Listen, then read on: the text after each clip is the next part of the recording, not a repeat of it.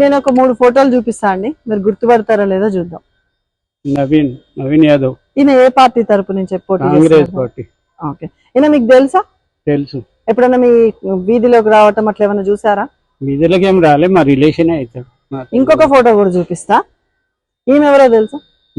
మాగంటి సునీత. మాగంటి గోపీనాథ్ భార్య, ఎమ్మెల్యే, మాజీ ఎమ్మెల్యే భార్య. ఈయన ఎవరో తెలుసా మీకు? తెలుసు. దీపక్ రెడ్డి, లంకల దీపక్ రెడ్డి, బీజేపీ నుంచి నిలబడ్డాడు. ఈయన ఎప్పుడన్నా వచ్చాడా? రాలేదు. అంటే మీకు ఎలాంటి నాయకుడు కావాలని? నలుగురిలో కలిసి తిరిగేవాడు. అతని ఎంబడి బాడీ గార్డులను పెట్టుకొని తిరగకపోయేది, ఒంటరిగా తిరిగేవాడు. అట్లాంటి వాళ్ళు ఉంటే మామూలు పబ్లిక్ అందరినీ కలిసేవాళ్ళు. ఇప్పుడు అంతా గందరగోళంగా ఉన్నది. మరి ఇప్పుడు మాగంటి గోపీనాథ్ గారి వైఫ్, వాళ్ళ వైపుకు మాకు సానుభూతి అయితే కలుగుతుంది.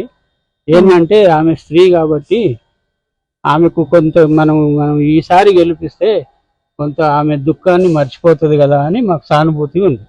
అంటే సానుభూతి ఓట్లతో బీఆర్ఎస్ పార్టీని గెలిపిద్దామని అది వాళ్ళు పని చేస్తారు.